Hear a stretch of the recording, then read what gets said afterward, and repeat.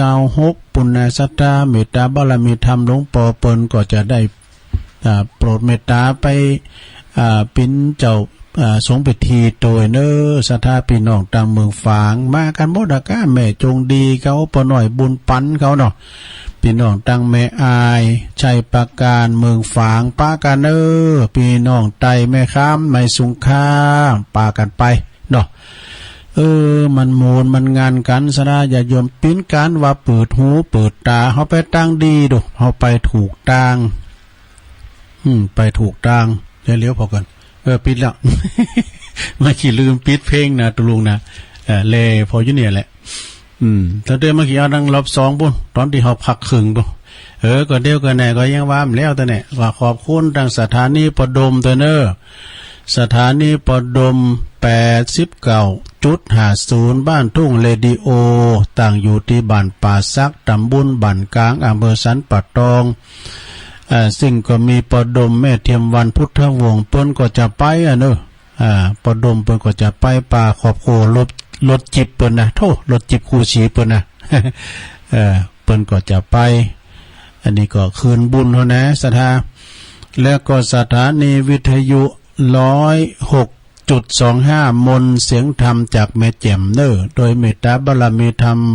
หลวงปอพระครูมงคลวิสิทธิ์หลวงพ่อใหญ่เฮาเจ้าคณะอำเภอแม่แจ่มเจ้าอาวาสวัดพระวัดบุพารามนะตำบลช่างเครื่องอำเภอแม่แจ่มเนอตุปีอุทัยเปิ้นก็เป็นพระเจ้าหน้าที่ลิงสัญญาณไปปิ้นตีเรียบร้อยเนาะขอ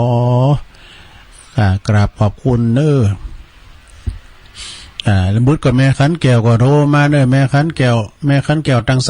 3แล้วก็สถานีวัดห้วยตองซักเฮานะ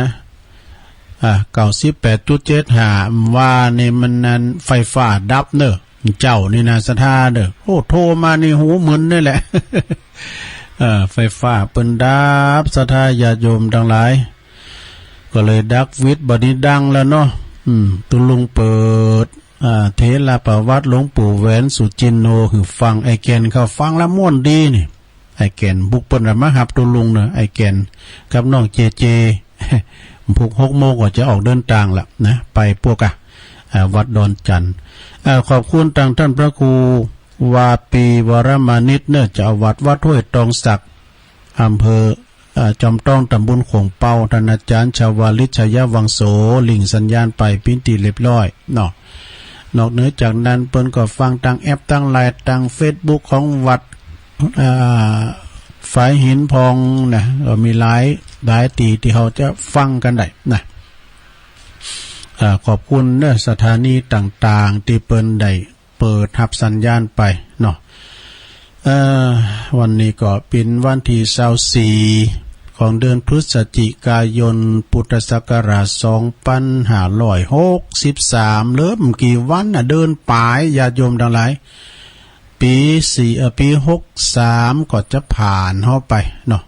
อาจจะได้ทำบุญสูงใต้ปีเก่าตอนรับขวัญวันปีใหม่ปี64ก็จะมาทำแล้ว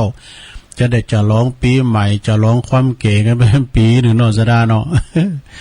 ก็เป็นธรรมดาเนาะวันเวลาล่วงเลยผ่านไปถึงวันนะมันก็เป็นธรรมดาการกินการต้านก็มีหนักมีหลายเขาก็อยู่ไปตานไปกินไปตานไปสถาญาติโยมทั้งหลายเนื่องจากว่าภายในเดือนพฤศจิกาธันวามกรานะงานแน่นแต่เนอะงานปล่อยล่อวะงานตัดไว้ลูกนิมิตงานเขากำทู่หลายเนอะสถามันเหมาะเจาะหมอกหนาวหม่อมให้ดีนะปล่อยล่อกาเขากำกาเนี่ยนะมันโมนการเขากำตัวเจ้าเขากำก่อนเป็นวันหนาวในเยอะเนาะก็เริ่มหนาวอันนี้ การตัวเจ้าเขากำน่ะแต่นั่นการไปเขากำที่ไหนเนี่ยตุลุงว่าโมนดูตุลุงเรียกว่าเขากำเนี่ยตุลุงว่าโมนติ๊กๆนะโมนเพราะอย่างไรโมนก็เพราะว่าเฮาได้ช่วยเหลือสังคมนะเฮาได้ไปเขากำไปเฮาสัมโมนเลยลงเนอะ การเอาไปเข้ากำป่าแฮวนี่นะโสสาธุดงควัตเนี่ย มันไปหันความจริงไปหันสัจจะคือความจริงคือปิ้นตีเผาผีจีกระดูกเฮาดูตางว่าดอกคุณเฮาจะร่ำรวยปานใดก็ตามตุกอยากไล่เขียนใจก็ตามมานอนที่หันหมดได้แต่เอาดูตางหำนะ แต่แล้วไปกินข้าวที่ป่าแฮวก็ล่ำเมินกับไผมากินข้าวตัว เอาอย่างมากกว่าสิ่ง เอาอย่างมากกว่าสิ่งอีนะ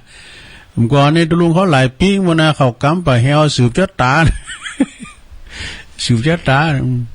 ผู้บ่าวไผสอนสู้นะมันก็มีเหมือนกันนะสะดำเดี๋ยวนี้วัด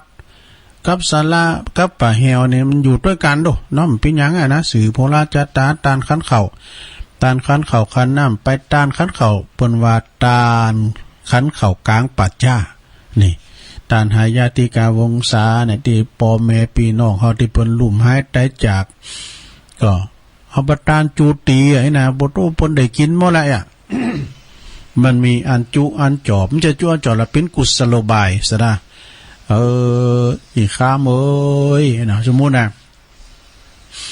ก็เนี่ยแม่อุ้ยนั่นก็ได้กินเนี่ยลูกเปิ้นมาตานปอนนั้นนั่นก็ได้กินเนี่ยลูกหลานเปิ้นมาตานอีกข้ามสู่เขาไม่ไหนแม่ก็ถ่ายอยู่เนี่ยได้กินข้าวสักคาบเนี่ยข้าวสักกุสักขันก็มีเนี่ยเอาหำไว้นะเขาได้ใจอ่อนด้วยเขาได้มาตานดีๆนะตานกู้เขาไอ้แม่มักยางเนี่ยป้าจอมมาเนี่ยยำขี่ป้าของคุ้มอ่ะ ก็เอามาล่อเนี่ยแม่ยามากยำหกก็เอามาล่อปะโถ ตูเจ้ากับปันป้อนี้ไปฮอดเมื่อเจ้าขอปิ้นเขาง่าย ปอจานเนี่ยดูตางหำนะปอจาน ปอจานนี่อันนี้ขอขอบคุณดังอาจารย์สมเพชรปัญญาโนเปิ้นส่งขอความเป็นกรรมดีทั้งนั้นเนี่ยเปิ้นว่าคติธรรมประจำตัวปอจานเนี่ยมีเนี่ยผู้ชานย้ำจะว่าไปเลยนะผู้จานเนี่ยเปิ้นยอมรับกันถึงบัดนะปอจานนี่เป็นผู้นำทางศาสนาลูกถ้าว่าใส่สังเนี่ยกันนี่เตาตุกันนะเปิ้น500ตัว500กับปอลามนี่ก็เตาเนนน่ะเน้น300บุญลามก็300 แล้วผู้จานนี่มีหน้าที่หลายอย่างพอมื้อจันทร์วันดีก็ไปขึ้นเต้าตั้งสีก็ให้มันมีพร้อมเด้อสูงเคาะสูงแนมสูงจุนหน้าจุนหลังให้มันได้เนาะแล้วก็เวนตานกัมเนกาเนี่ยอัตตบาลีก็ให้มันช้าชาน แต่มันมีคติธรรมว่าอย่างนี้ว่า1อาจารย์ต้องมีความประพฤติดีเนี่ย2มีความหูดีเนี่ยความหูทางธรรมตัวนะเนาะเก่งหาเก่าเสร็จติดกับจันเนี่ยเพิ่นหาเมื่อจันวันดีสมมติว่าคุณที่เพิ่นเกิดใหม่เพิ่นจะมาถามโน่นางมันเกิดลูกนั้นแค่ต่างจื่อมันว่ามันเกิดวันหยังมันเกิดวันศีลว่าเนาะอาจารย์ก็จะได้แต่อันนี้มีความหูรอบตัวด้วยนะปอจานเนี่ยผมต้องเปิ้นหูเลยเฮากันเนี่ยเปิ้นเป็นตัวเจ้าเก่าย่ะปอจานนี่นะแล้วก็อู่เป็น3นี่อู่เป็น4เวนตานถูกต้องนี่5นุ่งหย่องดีงาม6จัดการเรียบร้อย7พอก้อยตุภะ8เสสละเมอส่วนรวมเปอส่วนรวม9ทบทวนเวลาเนี่ย10อบรมศรัทธาเนี่ยดูมี10อย่างกันนะอาจารย์สมเพชรอาจารย์สมนึกปัญญาโนวัดห้วยบ่อทองเปิ้นเอาสูงไล่การอธิบายนี่ทำอะไรโผดผูงนะปอจานนี่ข้อที่1เนาะนะต้องมีความประพฤติดีเรียบร้อยแต่งตัวสมกับท่านนะใส่สุดขาวก้าปลาถุงขาวก้านะมันเปิงหน่อยอย่างปอคูโอนนั่นน่ะ เนาะปลาถุงขาวไอ้ก้าเนี่ยมันต้องมีในหันมดปากกาก้ามสังกาเนี่ยเวลาอันใดมันมีกาไม้มือก้ามสังกาเนี่ยมีดยับเนี่ยมันมีในทุกอย่างมันพร้อมหมดนะในทุกอย่างปอจานนะมีปากกามีย้ำมดนี่แล้วก็มีความประพฤติดีเดี๋ยววันแรงมาก็ใส่หน่อยอ่านมันกูหมอกระตุมันจะมีเหมือนกันนะปอจานนะ การใส่หน่อยบ่ตรงมันนึงแล้วเป็ดเนี่ยมันก็ดึงแต่เข้านี่แต่อาการมันได้ตีแล้วบ่ต้องเวนตาน่ะหูจักจบแล้วหมอเนาะข้อที่2มีความหูดีเนี่ยต้องมีความหูเจนจัดด้วยเนี่ยอาจารย์เด้ออาจารย์ใหม่นี่ก็พี่ยังอ่ะเนาะเพราะอาจารย์เดี๋ยวนี้เพิ่นได้อบรมกันโอสถาเนาะเพิ่นได้อบรมกันนะเพราะอาจารย์นี่จะต้องเข้ากับตุเจ้าน่ะต้องเข้าไปเป็นปลับปักกันบ้านใดต้องเข้ากับตุเจ้านะตุเจ้าว่าฮือปู่จานก็ตัวอ่ะเนาะแล้วก็3อูจาเป็นนี่ช้าๆเฮาจังหลายอันนี้มันไข่เฒ่าไปครับศรัทธาเฮาตั้งหลายเน้อบัดเดี๋ยวนี้ก็สมสมัยได้เวลาที่เฮาจะได้ไหว้พระรับศีลเน้อทุกท่านทุกคนน้อมจิตน้อมใจหันหน้ามาทางพระประธานเน้อระงับหับปากจะไปอู้กันพิธีเฮาจะเริ่มแล้วเอากราบ1กราบ2กราบ3เอาไหว้พระพร้อมกันเน้อนี่มันนี่ดูมันจะว่าอันอาจารย์เอาเลยงอรอหังสัมเขาต้องอุ่นเกินนิดหน่อยเนาะเอาปล่อยภาพชิโน่เวียนตาลถูกต้องนี่เวียนตาลก็ถูกต้องสมสมัยเวลายาวกว่าจะไปยาวลำไปเสียนก็ไม่เสียนลำไปเอามกพอหายพอดีชัมพองนี่มันก็เอายาวพองนะหำไปหมดพองก็ตายรถจนพองก็ตายม้าดีดพองก็ตายควายควิดพองก็ตายควายคาตัวเจ้าเป็นไทยเนี่ยแสนน่ะผู้จานมันจะไปสวรรค์หรือวิมานชั้นใดก็ตามน่ะเร็วๆน้อยเนี่ยลบลัดตัดตอนมันจะเลยเพลนแล้วตัวเจ้าก็เป็นไทยเนาะข้อที่5นุ่งหย่องดีงามเนี่ยนุ่งหย่องก็ดีงามเนอะใส่ชุดมาปอคูโอนนั่นใส่ชุดขาวปลาถุงขาวอะไรเนี่ยมันปึงหรอกเนาะข้อที่6ก็จัดการเรียบร้อยนะประเดี๋ยวนี้พอลามแป้งสัตว์ตวงโดยเขาจะได้ถอนนะแหมจะได้ถอนนะก็แป้งสัตว์ตวงมันจัดการเรียบร้อยหมดพอลามก็เอากลับขวดมาฮักปูนักปีกันเดินเป็นสัตว์ตวงแล้ว7พอก้อยตัวพระนี่กันแล้วว่าเวลาตุเจ้ามันตุเจ้าเตอมาสวดถ้าผิดธรรมเนี่ยนะผมจะว่ามาวัดเฮาคนเดียวหรอกชุดเดียวกับวัดนั้นก็วัดไต่วัดเนื้อมาก็ตอนรับเพิ่นกับปจานนี่เนี่ยนาทีตอนรับโอ้ไหวสานิมนต์นิมนต์ครูบาอาจารย์ขึ้นบุญอาสงเนาะนางรอกำเดียวเด้อวัดไต่ยังมาเด้อน่ะเนาะอู้จ้าสนทนาไปนะปฏิสัมพันธ์ตอนรับนะพอก้อยตุพระ8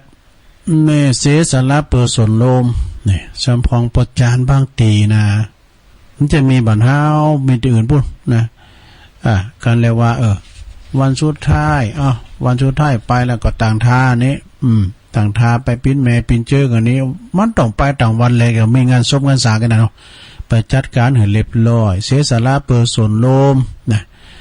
อันเดิมเนี่ยมึงเขาจะน่ะจะเอาอันตัวเจ้าขี้ตุนเนาะสู้เขาได้ยอดใส่ยอดก็ปจานว่ากันว่าตัวปจานว่าแปลงกินเหมือนกันเนาะพอสังอันปจานก็เตาตัวเจ้า จัดการให้เรียบร้อย9ทบทวนเวลาเนี่ยอย่างว่าเฮาปันเฮาเวนตานเนี่ยเอามันทบทวนมันได้เวลานะนี่นะเนาะแล้วก็10อบรมศรัทธานี่อันนี้ก็เป็นสุดยอดของมรรคนายกเจ้านี่ปจานนะสดาเนี่ยอันนี้ก็เป็นกรรมคติธรรมประจำตัวของปจานขอบคุณท่านพระอาจารย์สมเพชรสมนึกนะปัญญาโนเปิ้นเอามาหือมา10อย่างด้วยกันเด้อขอบคุณมาณโอกาสในตัวแต่ว่าตอนเนี้ยอันนี้ย้ำเสียงเด้ออันนี้ก็เอาทั้งตัวปีเปิ้นมาให้ก่อนนี่นะความจริงเปิ้นอธิบายหนักเลยเนี่ยนะเอาการฟังการอันที่เฮาไปงานศพวันนั้นก็ย่ำแล้วตะโดไปงานศพได้ยังพองนี่ ได้โลมไว้อาลัยแล้วก็ได้ทำบุญอุทิศให้กับแก่ผู้ตายได้เข้าวัดเข้าวาได้ศึกษาศาสนาพิธีได้ทำความดีกับญาติผู้ตายได้ฟังพระสาธยายธรรมเตศนำเตศธรรมเนี่ยตึกนี่เด้อก็เดี๋ยวจะต่อจากนี้ไปนะได้ฟังพระสาธยายธรรมหรือว่าเตศนำเตศธรรมนะนี่เดียวก็ข้อที่6นี่เปิ้นว่าได้ฟังพระสาธยายธรรมนะทุกงานศพนี่จะต้องมีการนิมนต์พระสงฆ์องค์สังฆเจ้ามาสวดพระอภิธรรมสวดอภิธรรมทุกคืนนะพระมาสวดพระที่มาสวดนั้นก็นิมนต์มามักจะมี4 ตุนนะแต่ส่วนมากนี่ก็เป็นส่วนมากนะ4 ตุนเนี่ยแต่ความจริงนี่จะนิมนต์หนักหรือน้อยก็บ่มีข้อห้ามไม่เป็นว่านะสุดแล้วแต่ความประสงค์ความพร้อมของเจ้าภาพ แต่ก็มักจะมีนิมนต์เกินกว่านั้นก็ไม่เคยมีเนาะแต่เกินกว่า4 รูปขึ้นไปนี่ก็อาจจะโดนปนตำหนิว่ามันผิดประเพณีไปก้าไอ้นะ ธรรมดานี่เปิ้นก็เอา4 ตัวนั่นน่ะกุศลธรรมากุศลธรรมาเนี่ยนะแล้วก็พระทันสวดว่ามหยังผ่องบางคุณก็ไม่ใช่หูนะก็มึงเขาไปไหวยิ่งเป็นสูตรพี่ตายพวกเนี่ยไปเกิดเป็นไหวก็ตู้เจ้ากันมิวีตู้เจ้าก็ไหวเนี่ยเนี่ยก็ตามเลยเป็นสัญญาณตัวเนี่ยตู้เจ้าเป็นไหวหมดแหละกันปันศีลเป็นก็กันมิวีเป็นก็ยังไหวเนี่ยตู้เจ้านะก็มันนั่งแล้วก็มันก็เปิ้งต้องไหวด้วยนะพระทันสวดอันยังบางพองก็ฟังเบาหูเลิงทุกคนก็ได้แต่นั่งประนมมือพองกาเนี่ยเคารพด้วยความเคารพนอบน้อมเคารพในพระธรรมจะมีแต่บางคุณตอนตินนึกว่าพระเปิ้นสวดให้คุณตายฟังเลยบ่สนใจก็อู่กันคุยกันเป็นเสียงดังแข่งกับตัวเจ้าคณะที่เปิ้นสวด จะบางวัดจะมีบางวัดเนี่ยว่านิยมสวดแปรนะก็สวดแปรนี่ก็จะช่วยให้อันผู้ฟังได้มีความหูเรื่องเข้าใจพองนะแต่บางวัดก็สวดน้อยแล้วก็หันมาเตศแตนนี่เตศธรรมนี่นะก็ได้ประโยชน์มากมายเหมือนกันเด้อทั้งที่ว่าตึงได้ตึงความหูและได้บุญพร้อมกันไปด้วยนะ แต่ว่าความจริงแล้วเนี่ยสดาญาโยมการสวดพระอภิธรรมนั่นนะท่านสวดเพื่อให้คุณที่มีชีวิตเขาเนี่ยฟังนะสดาเปิ้นว่านะกุศลธรรมกุศลและอกุศลและไม่เป็นกุศลและเนี่ยนะอภัยกตาธรรมานี่นะทางที่เป็นกุศลและเป็นกุศลนี่นะเขาก็ได้ละเอียดแต่ว่าบทสวดนั่นน่ะเป็นภาษาบาลีสดาญาโยมทั้งหลายถ้าบนแปลเนี่ยต้องเป็นกรรมดีแต่หมดนะสอนคุณสอนแต่คุณเฮายังเนี่ยนะคือมันตีเปิ้นสุดแปลเขาก็ฟังหูเลิงไงเนาะแล้วว่าพระอภิธรรมตีเปิ้นสวดเป็นเลิงของธรรมะจันสูงเปิ้นว่านะเป็นจันสูงนะมีถึง7 กัมปีกันว่าเปิ้นกล่าวถึงเรื่องจิตเจตสิกรูปแล้วก็นิพพานบ่รู้โอ้ทำจันสูงได้ลงเด้อการตั้งใจฟังโดยความเคารพก็มีสติกำหนดหู้ว่าขณะนี้เฮากำลังฟังพระสวดอยู่หรือก็หรือบ้านก็มานั่งพิจารณาถึงความตายที่จะมาถึงเฮาแก่ตนที่จะมาถึงแก่ตนเฮาเนี่ยพิจารณาถึงความบั้นแน่นอนของชีวิตไปพร้อมๆกับพระที่เปิ้นสวดนี่เป็นการปฏิบัติเป็นการปฏิบัติที่ดีนะที่ควรปฏิบัติเป็นอย่างยิ่งนึกกว่าดีกว่าเฮาจะไปนั่ง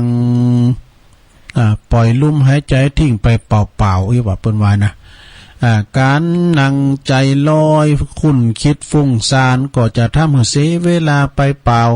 จงนั่งตั้งใจฟังพระท่านเปิ้นสวดแล้วก็เปิ้นเทศอาจจะช่วยเฮานะได้หันถึงสัจธรรมความจริงอย่างพองอย่างว่า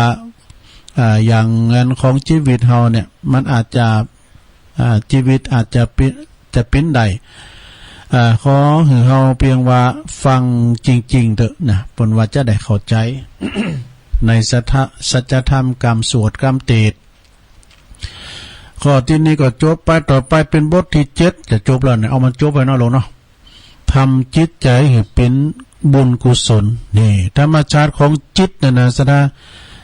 ก็จะมีหน้าที่กึดทุกเรื่องตึงเรื่องดีตึงเรื่องบ่ดีนะท่านนี้ก็เป็นบุญเป็นกุศลนะทั้งที่มันเป็นบุญเป็นกุศลทั้งที่เป็นบาปและอกุศลตัวเองนะมันเกิดไปถึง2อย่าง2แง่2มุมจะเกิดได้ตลอดเวลา ถ้าหากว่าจิตของบุคคลนั้นได้รับการฝึกหัดขัดเกลาจนชนิดที่เรียกว่ามีสตินะได้ตลอดอยู่ได้ตลอดเวลาก็จะมีผลให้จิตเกิดแต่เรื่องดีๆได้นะอย่างการที่เฮามางานศพเนี่ยจิตของเฮาก็จิตของคุณเฮาก็สงบโดยได้โดยอัตโนมัติเนาะ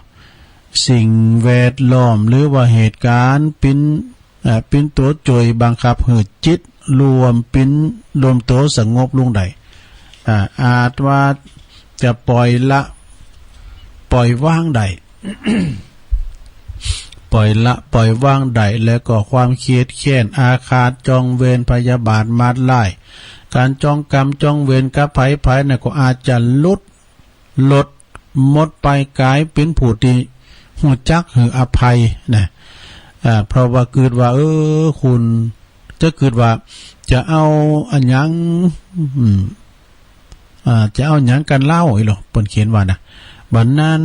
วันเฮาก็จะต้องตายจากกันนี่นะนี่เป็นความว่ามันปรุงใจเกิดว่าจะมาเตอบ่เกิดเอาโตดเอาตาหยังก็ไผมึนๆไปให้หน่อยเฮาก็ตายจากกันเปิ้นตายก่อนก็เฮาตายก่อนเนี่ยเนาะอันนี้คือเป็นความตายได้บุญเนอะเปิ้นมีกรอยู่บทหนึ่งว่าคิดถึงความตายสบายนักมันหักรักหักหลงในสงสารบรรเทามืดโมหันบรรเทามืดโมหันอันธการทำให้หายสะดุ้งไม่ยุ่งใจนี่การนึกถึงความตายบ่อยๆเนืองๆนี่ก็ที่จะมาถึงเฮานี่นะต่างศาสนาเปิ้นถือว่าเป็นมงคลแก่ชีวิตว่ะนี่พระพุทธเจ้าเปิ้นถึงถามพระอานนท์เกิดถึงความตายวันกี่เตอ7เตอ8เตออย่างหน่อยไปว่ะความจริงนี่ต้องเกิดถึงความตายทุกลมหายใจเข้าออกหายใจเข้าถ้ามันหมอกเขาก็ตายหายใจเข้าหายใจออกถ้ามันเข้าก็ตายนะแปลว่าความตายอยู่ปลายจมูก ลมหายใจเนี่ยสำคัญเนาะช่วยให้เฮาลดความโลภความโกรธความหลงได้ทุกขณะจิตแต่มีแต่บุญต่ออ่านเนอที่จะเกิดขึ้นนะแต่วิสัยของคุณนี่ก็ยังมีความโลภความโกรธความหลงอยู่ในหัวจิตหัวใจหนักอยู่ก็ว่ากาที่จะเกิดถึงเรื่องเหล่านี้แม้แต่ไผเรื่องตายได้ยินก็จะมักบ่พอใจหาว่าเนี่ยเป็นอัปมงคลนี่เป็นมงคลเนี่ยก็เรื่องตายเนี่ยจงสงบจิตคิดถึงแต่สิ่งที่ดีงามตรวจตราดูชีวิตของตนว่าเป็นกุศลดีมากน้อยเพียงใดนี่เอาแต่บทหนึ่งเนาะสถานเนาะ แหมหลายละอันนี้บทที่8อันนี้สงข้อที่8 เปิ้นก็บอกว่าทำหืดตนใดหือประโยชน์เนี่ย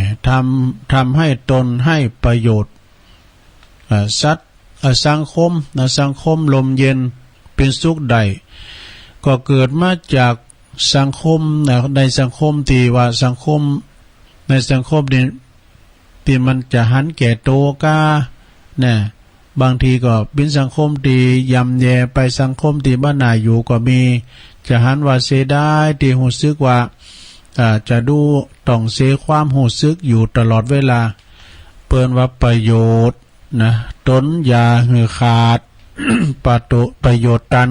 ก็ควรมีเนาะ แล้วก็ยามมีงานศพ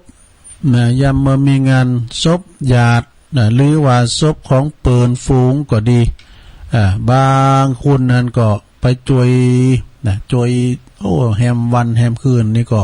อาจจะต้องจวยติ้มตีเพราะว่าบางทีเนี่ยบ้านญาติของเปิ่นก็มีหน่อยนะเนาะงานศพถึงแม้ว่าศพคุณละอย่างไรเขียนใจนี่เขาไปจวยเปิ่นซ้ำได้บุญเนอะศรัทธาเนาะแสดงถึงน้ำจิตน้ำใจในยุคนี้ก็น้ำจิตน้ำใจคุณเขาก็มีหน่อยไปนะยิ่งในเมืองหลวงซ้ำหายปุถุเศรษฐกิจเปิ่นเป็นคุณที่ว่าไปรับจ้างอ่างบายคำมาก็แต่ถ้าเข้าบ้านเนี่ยเนาะลูกม่ำเจ้าก็ไป ทุกอย่างนี่ก็มันมีเงินนำหนาหมดนะศรัทธาเนาะบ้านนอกบ้านแน่เขาก็ยังพอมีอยู่แต่ก่อนสักวันเนี่ยก็คงจะหดหายไปเหมือนกันเด้อเพราะว่าต่างคนก็ต่างดิ่นรนซอหาเบหาเงินกันนี่กันเนาะเล่มยังตีแต่ได้จวยกันได้ก็จวยกันไปกูสิ่งกูอย่างคุณธรรมเหล่านี้ก็เป็นคุณธรรมของพระโพธิสัตว์โด งานศพนี่แปลว่าศพงานศพเปิ่นนี่เนาะเปิ่นเฮานี่นะงานศพญาติได้จวยทั้งแรงกายแรงศัพท์ก็นับว่าเป็นประโยชน์มาโขความดีทำถูกโอกาสแล้วก็ถูกกาลเวลาความดีนั้นยอมมีความหมายต่อคุณทำเสมอเนี่ยทำไปเตอศรัทธาญาโยมนะแม้ว่าความชั่วเนี่ยเขาทำเวลาไหนก็ไล่กาทำให้ตัวเองเนี่ยไล่ความหมายได้ทุกเวลาเช่นกันนี่ศรัทธานะเอาแถม2 บทสุดท้ายโยมเนาะขนขวายเนี่ยศรัทธาญาโยมจอยขนขวายเนี่ยจอยกันอย่างว่าเป็นมีการมีงานเนี่ยเขาไปจอยกันบ่ว่าจะเป็นบ่าแห้งเอาจอยกันกลางโต๊ะกลางเต้นกันเนี่ยมันก็ได้บุญหมดเนาะจอยกันข้อที่9ต่อไปเป็นข้อที่9อานิสงส์ข้อที่9เป็นว่าหันโตดได้หันโตดของความประมาทศรัทธาญาโยมทั้งหลายว่ามซื่อนี่เนาะโศกนาฏกรรมเนาะความประมาทก็จะได้บ่ฮู้ท่านนายกเปิ้นลูกจากปทุมธานีบ่ป้าครอบโคไปทำบุญแสวงบุญบนดอยอินทนนท์บนนะศรัทธาเป็นมาเปิ้นมาเนี่ย13 ปีเปิ้นมาเทศกันน่าจะเคยคุ้นเคยพอเนาะเปิ้นมาทำบุญแต่นะแต่วันรถมันเกิดจะได้บ่ฮู้มันตีโก้งหรือว่าเปิ้นจะได้บ่ฮู้เนาะก็เลยประสบอุบัติเหตุเลยเสียแก่ชีวิตถึงหมดอันนี้ถ้าว่าไปก็ครับประมาทจะได้ใจนะเนาะฉะนั้นก็จะไปประมาทเน้อแสดงความประมาทตัวนี้นะแต่ตัวนี้ตัวเดียวเนี่ยถือว่ามีอิทธิพลต่อชีวิตของคุณเฮามากหนักที่สุดพระพุทธศาสนาในประสรุปคำสอนทั้งหมดรวมอยู่ที่ความไม่ประมาทเป็นคุณที่บ่ประมาทในชีวิตเป็นคุณที่ระมัดระวังตัวตลอดเวลานะในทุกๆเรื่องยอมจือว่าปฏิบัติตามหลักของพระพุทธศาสนาเด้อนะคุณที่ตายไปนั้นส่วนมากก็จะมาจากความประมาทเสียส่วนมากเด้อเปิ้นว่านะความประมาทนั้นก็คือความขาดความรอบขอบขาดความระมัดระวังลืมสติความเลินเล่อความเผลอใจนั่นเองนี่ความประมาทนี่นะซะนะ แล้วก็ไม่อยากตายไว้โดก็จงระมัดระวังในทุกเรื่องในความที่บ่ประมาทสุขภาพร่างกายก็ต้องมันดูแลโดยซะนะไปประมาทโรคภัยไข้เจ็บเนาะเดี๋ยวนี้เขาก็ไปไหนคุณหลงคุณหลายจะไปลืมเม็ดเนี่ยซะได้เนอะเดี๋ยวนี้นะจะไปลืมเม็ดเขาก็เอาไปกันไว้กันว่าพาไปคุณหลงคุณหลายเนี่ยเคียมไว้แล้วก็จะว่าการขับรถขับลา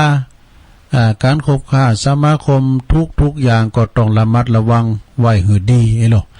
โดยเฉพาะก็ต้องระวังอย่าให้ความเครียดครอบงำเนี่ยความเครียดนี่เป็นสำคัญเนี่ยสาระเนี่ยความเครียดนี่นะบางคนมีคนเตือนอยู่นะนั่งรถไปก็ไปค้ำโวยก้อยน่ะเนาะมีคุณเตือนไกลๆแต่ก็บ่เจอสัมพอก็บ่เจอก็ถือว่านะยังถือว่าอุดมการดื้อนะเพราะว่าดื้อก็คือลึกเพิ่นว่าอย่างนี้ก็ฟังในลึกนี่ลึกก็คือดื้อนะกันเนาะ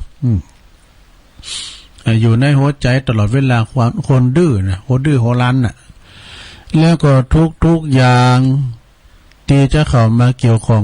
ต้องระมัดระวังท่องอยู่ในใจเสมอว่าความประมาทเป็นที่มาแห่งความวิบัตินี่ชีวิตก็จะได้จะได้บ่มีปัญหาเนาะต่อไปอานิสงส์ข้อที่10นะข้อสุดท้ายแล้วศรัทธาความฉลาดในการใช้ชีวิตนี่การที่เฮาได้มางานศพแต่ละงานนะงานนี้ก็เป็นประโยชน์หรือว่าอานิสงส์จะเกิดขึ้นกับเฮาใดนั้นใดนะก็ต่อมือเฮาเกิดเป็นนะเกิดเป็นอย่างได้แต่ว่า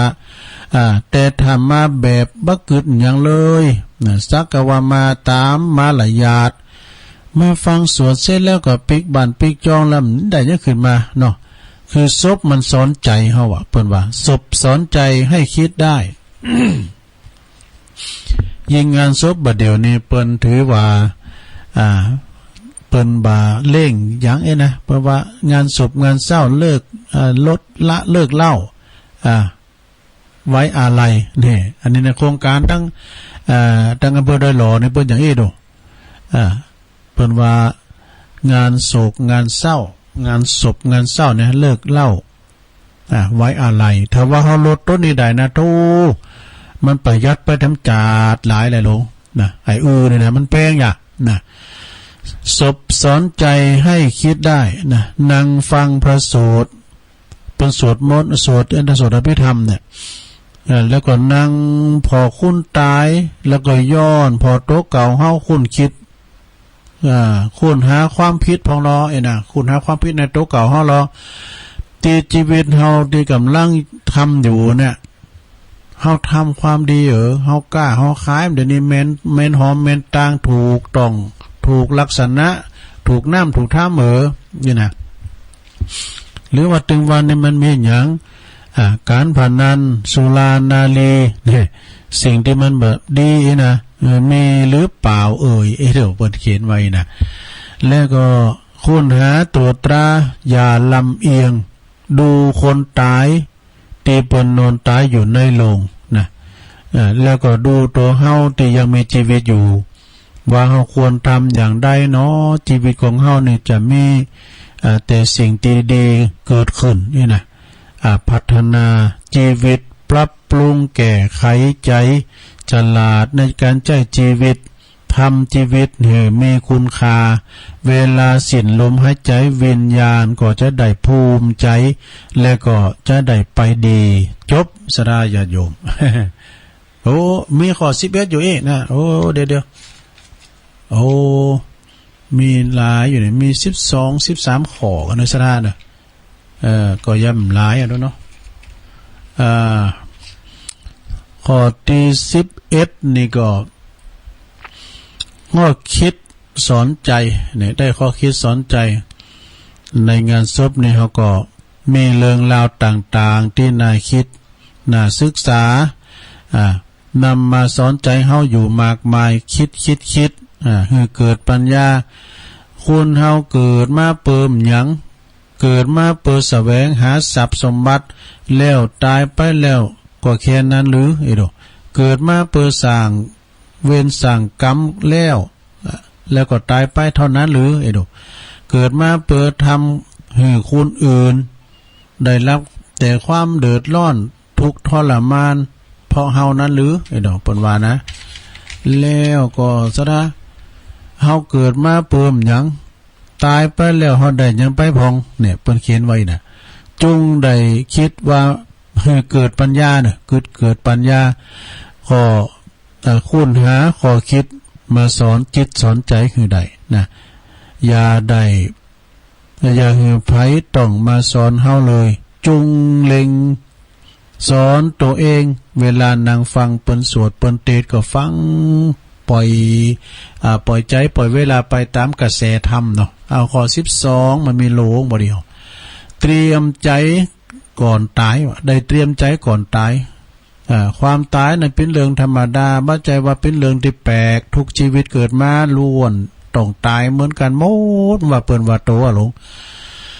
แต่ก่อนที่ว่าก่อนออกเดินทางเนาะเตรียมตัวดีหรือยังนี่เตรียมตัวดีหรือยังที่เขาจะเดินทางไกลเดินทางสะดวกสบายนี่ในการที่ว่าตายเนี่ยบ่ใจว่าสิ้นสุดของชีวิตนะตราบได้ที่ยังมีกิเลสยังมีตัณหาตราบนั้นเขาก็ยังคงเวียนว่ายแต่เกิดอยู่ในวัฏสงสารนี่ล่ำไปเดี๋ยวเพิ่นว่านะและการตายถือว่าเป็นการที่ว่าออกเดินทางของชีวิตเนอะชีวิตนี่ก็ได้เช่นกันจงเตรียมตัวเตรียมใจก่อนที่เขาจะออกเดินทางไปพร้อมกันเนี่ยได้มั่นใจว่าเฮาต้องไปดีนะเฮาต้องไปดีไปงามจะได้บ่ากังวลแล้วก็เสียใจในภายหลังเล็งจัดระเบียบชีวิตของเฮาให้มีศีลมีธรรมนำชีวิตสร้างสมบุญกุศลไว้ให้นักไว้จะได้ทิ้งสมบัติความดีความงามประดับโลกไว้บ่ให้เปิ้นแจงตัวกุ่นตัวหลังอีว่าแล้วให้เป็นสะเบงกังแล้วก็เป็นสะเบงใจไปเสวยสุขในภพหน้ากันต่อไปไปทำไปงานศพทุกครั้งถามใจตัวเองให้ได้ว่าทุกครั้งว่าเฮาเตรียมใจเหือมีบุญต่อเหือมีบุญก่อนตายแล้วหรือยังนี่จบสดายโยมทั้งหลายนี่อันนี้เป็นอานิสงส์ไปงานศพเกิดแก่เจ็บตายเนอะสดายโยมทั้งหลายตุลุงก็เอามาเสนอเนี่ยกับศรัทธาญาติโยมทั้งหลายได้ฟังกันไปนะกันเดียวชงที่2นี่ก็จะมีทั้งอย่างหนึ่งเป็นข้อคิดนะข้อคิดทั้งอย่างหนึ่งฉะนั้นก็ตอนนี้ชงนี้เหลือทำ10 นาทีนี่ก็จะเปิดสายก่อนนะสดาเขาจะได้ลาคืนปอดมนะคืนปอดมนี่เปิ้นก็จะลารายการเปิ้นในเวลา5 โมงเนาะ4 โมงเปิ้นก็อาจจะได้รายการอื่นเปิ้นก็จะเข้าฉะนั้นก็วันนี้ก็จะลองเปิดสายพอสักน้อยทรงแหลก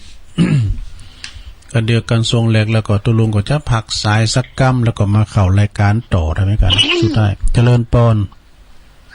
นมัสการเจ้าอันนี้หลังกาดแม่สาวเนาะเจ้าอันนี้ดูในวันนี้นะแม่จันสมหน้ากาดบ้านอยู่วันพุธวันพฤหัสวันศุกร์อย่างนี้นะไปงานอื่นแยกกันบ้านได้ฟังตุลุงตัวแอกกับฟังกันไปกูตุนกูองวันนี้เจ้ามานี่นะขอบคุณชีวิตยังมีแห่งวันแน่อย่าได้ทำความดีแห่งวันเนี่ยแมนขอบคุณที่บัดตายเนาะแม่จันว่าจะได้หันตะวันอยู่ยังมีลมหายใจอยู่พูดถึงความตายนี่หายใจเข้าหายใจออกเรื่องตึงมันลืมเรื่องความตายไปแต่ว่าเป็นเรื่องว่าดีกับเรื่องมันตายแน่นอนเนาะตุลุงเนาะโอ้แม่นอนมันนึมหลอดไปซ้ำบ่ทันหลอดขาไปไหนว่าเปิ้นว่าโตเนาะเจ้าอย่างแม่จันสงข้อนี่ก็แม่จันสงข้อก็รีบพายตลาดจะไว้ใส่บัวจะเน่านะกันแต่ถูกต้องเลยสุดยอดวันนี้ม่วนนะฟังกูขอม่วนนะครับขอบคุณหลายๆสาธุกำลังใจเจ้าแต่กำลังใจจัดลายเนอะแม่จันสมมานีจากเปิ้นก็เป็นจิตอาสาเนอะอันนี้นะเป็นจิตอาสาอย่างใดก็คือว่าเปิ้น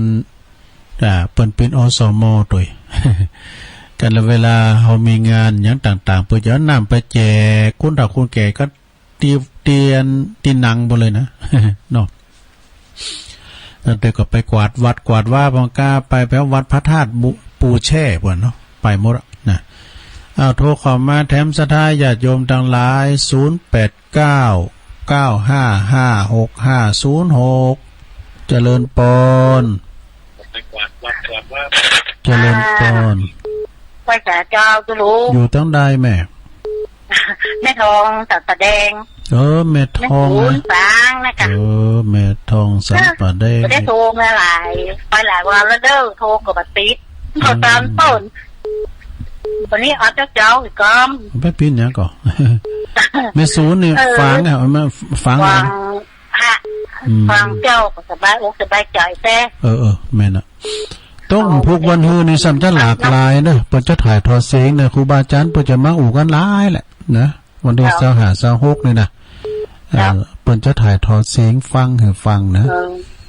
พวกตัวลุงก็อยู่ปุ่นแล้วกันสาธุตัวเองตัวลุงตัวเจ้าขอบคุณแม่ทองสันป่าแดงแม่ศูนย์ฝางเนาะขอบคุณเด้อสาธุสาธุเจ้าวางก็โทรมาแถมเอาลดไปแล้วเอาเข้ามาใหม่0899556506อ้าวเจริญปนกับไว้ชาตู้ลุงกับไว้ชาพระมีครับตู้ลุงเชวัตน้องเบลมาแล้วผู้สื่อข่าวมาแล้วครับวันพุธตู้ลุงไปกี่โมงไอ้เกณฑ์เพิ่นจะมาครับ6 โมงอ่ะเจก็จะขอตัวไปแต่ไปตัวเจไปตัวตู้ลุงกันเนาะพวกมันอันข้าวหูข้าวแกเจ้าพวกก็ออก6 โมงเปิ้นว่าอาจารย์ว่าวันพุธตู้ลุงจัดใจแล้วท่านพระครูก็จัดตัวกันเวงป่าเป่าออนไลน์มาทางเข้าไปกันพวกนี้ตีเขาเปิดเพราะว่าตอนตอนถ้ามันดังบ่ดังเนี่ยใดก็จะโทรบอกเนาะอากาโอ้ผู้สื่อข่าวด้วยใดก็จะโทรบอกเนาะขอบคุณน้องเบลหลายถ้าตู้ลุงชาติประชาติอย่างไรก็จะโทรบอกนะครับถูกต้องแล้วมีกำลังใจให้ตู้ลุงเสมอนะสาธุแถมคืนบึดก็ไปลืมเด้อฟังพระอาจารย์เอาหลักปัญญนนันเด้อสุมุขะหมาเก่าหางเจริญปนเจ้าไม่สอดเจ้าแม่บุพัดบอกไม่ใช่ก่ะแม่เจงหัวลิ้นเจงหัวลิ้นเนี่ยแม่นยังก่อเจ้าจะเป็นจิ๊กกวันแล้วได้ฟังอะไรเนี่ยเจงหัวลิ้นแม่บุพัดอ่ะแม่จันสีแม่จันสีแต่โอ้หลายวันนี่ก็เลยลืมวันละนั่นแม่จันสีเจ๋งโฮลินแต่ก็ที่วันที่26นี่จังแม่นที่อันที่พระราชสี2 เมืองที่เพิ่นจะสร้างใหม่นี้แม่นกว่าเจ้าบ่ได้แม่นที่เพิ่นจะสร้างใหม่ที่พระราชสี2 เมืองแล้วว่าน่ะจังแม่นก็ใจอันนี้มันอยู่ที่อันวัดพระธาวัดอันดอนจันทร์ด้วยไหมอันที่วัดสีสองเมืองนั้นเจ้าวัดมันเขตรอยต่อด้วยระหว่างงานเชียงใหม่กับอันเชียงรายอ่ะโดยนาแก่นี่เปิ้นแต่เด็กก็ย้ำยกเลิกเตอเปิ้นยกเปิ้นนั้นเลื่อนไปก่อนเดี๋ยวยกเลิกเตอเนาะเอกสารบางอย่างบ่พร้อมเตอเนาะใจอันนี้ที่วัดพวกวัดบังเกิดของอาจารย์พระครูอภิวัฒนาวิกรมมุกะตุปีปรัตนัทพงศ์ครับพวกน่ะเป็นยังฟังรายการนั่นน่ะลงเด้อฟังทางเฟซทางไลน์ก็ได้สาธุพี่ยังไปก็ได้นะเฮาก็ฟังกันไปเจริญปนข้าพเจ้าโยมแม่บัวคำก็แจ้งเรื่องรออีกา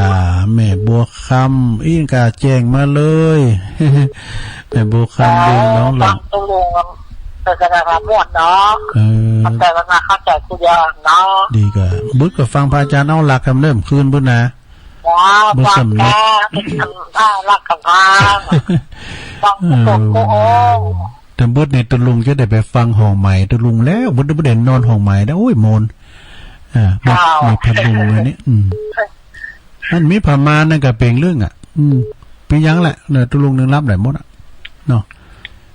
แต่นอนคืนเดียวนั่นก็พวกว่าไปนอนปูนั่นนี่นอนเอามือวันนะวันนี้วันดีดู